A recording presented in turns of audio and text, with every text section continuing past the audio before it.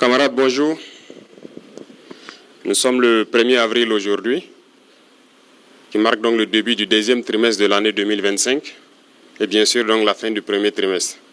Et je suppose que tous les chefs de bureau, chefs de service ont pu faire le bilan de ce premier trimestre et aussi se donner des perspectives pour le deuxième trimestre.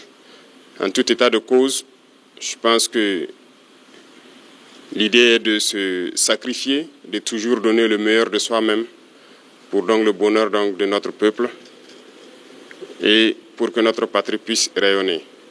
Donc j'invite tout un chacun à pouvoir donc se tracer de nouvelles lignes pour le deuxième trimestre, donner le meilleur de soi-même, tant au service, mais aussi donc dans la vie courante, pour que notre patrie puisse continuer de rayonner. Quant aux différentes forces combattantes sur le terrain, je tiens à les rendre hommage ici pour l'exceptionnel travail qui a été fait tout le long donc, du trimestre passé.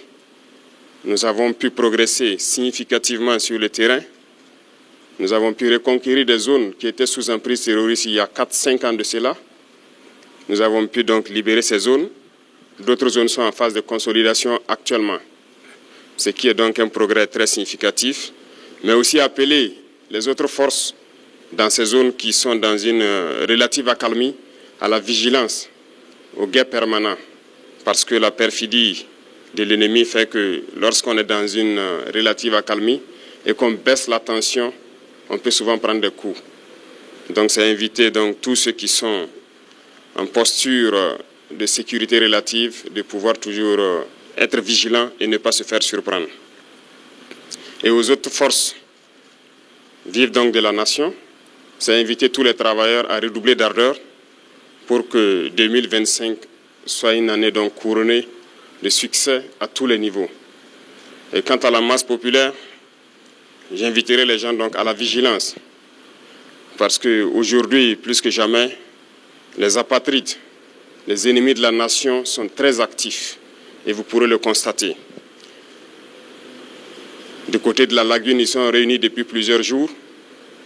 Leur objectif, c'est de faire vivre au Burkina Faso les événements de 87.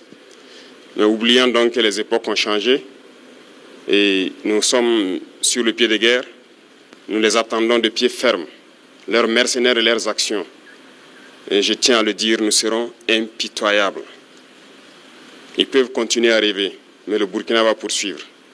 Et c'est pourquoi, depuis Zignaré la dernière fois, j'invitais tout un chacun à être très vigilant, à ne pas céder à la manipulation. Comme vous pouvez le constater, leur action se résume à la désinformation, la manipulation, la subversion. Il faut que tout un chacun puisse donc rester serein avec l'objectif en face pour ne pas se laisser détourner. Parce que nous serons aussi sans état d'âme pour ceux-là qui vont se laisser manipuler. Seuls ceux qui sont cupides, ceux qui veulent tout pour eux-mêmes, peuvent se faire manipuler par ces apatrides-là. Restons concentrés. Et s'il faut qu'on le dise haut et fort ici, nous ne sommes pas dans une démocratie, nous sommes bien en révolution progressiste, populaire. Il faut que tout le monde comprenne ça. Et c'est d'ailleurs plus étonnant que ceux-là qui sont censés être les intellectuels qui ont fait l'école peuvent imaginer qu'un pays peut se développer dans la démocratie. C'est faux. Quand on nous cite un seul pays qui s'est développé dans la démocratie, ce n'est pas possible. La démocratie n'est que l'aboutissement. On passe forcément par une révolution et nous sommes bel et bien en révolution. Ceux qui ne l'avaient pas compris, on le dit encore haut et fort. Il faut que tout le monde incorpore cela. Et notre rôle de communiquer, d'expliquer, de faire comprendre ce que c'est que notre révolution, nous allons continuer à le jouer. Donc, cette question de démocratie ou de libertinage, d'action ou d'expression, n'a pas sa place. Je l'ai dit une fois, autant que vous pensez que vous êtes libre de parler et d'agir, l'autre est libre de parler et d'agir également. Et là, nous aboutissons à une société de désordre. Et comme d'ailleurs, ça tombe bien que nous sommes en pleine célébration des journées patriotiques, le thème est d'ailleurs l'ordre et la discipline. On ne fait pas de révolution dans le désordre. C'est impossible. Et l'ordre, nous allons faire régner l'ordre et la discipline pour que nous puissions progresser. Parce que les réformes sociales, économiques, politiques idéologiques ont besoin d'ordre et de discipline. Et tout un chacun a son rôle à jouer dans cela. Donc, appropriez-vous la révolution, parce que beaucoup de gens, depuis 2 ans maintenant, ont embarqué dans le bateau par opportunisme. Mais nous sommes en train de surfer sur des vagues géantes. Nous sommes dans la tempête, nous sommes dans des vents de face très forts. Et ces gens-là, ils ne pourront jamais rester dans la barque. Au fur et à mesure, ils vont tomber à l'eau et vous les verrez. Mais nous allons poursuivre, parce que notre objectif, c'est de trouver les eaux calmes et de pouvoir naviguer.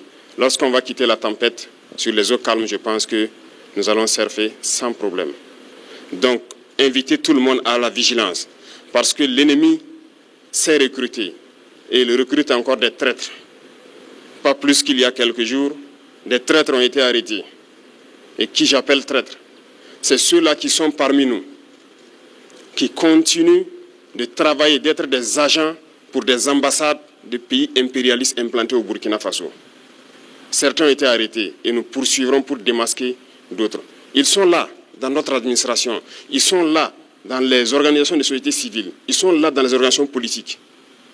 Et ils manipulent les autres pour les amener sur des chemins, en tout cas, contraires au progrès de notre patrie. Et c'est lorsqu'on les arrête qu'on se rend compte qu'ils sont effectivement des agents de ces pays, des ambassades de ces pays impérialistes implantés aussi au Burkina. Restons vigilants, parce que notre révolution ne plaît pas à beaucoup de personnes. Ces valets locaux et ces sous-préfets qui sont là à exécuter les ordres de leurs maîtres, croyant pouvoir mettre fin à notre révolution, qu'ils comprennent que nous avons pris toutes les mesures.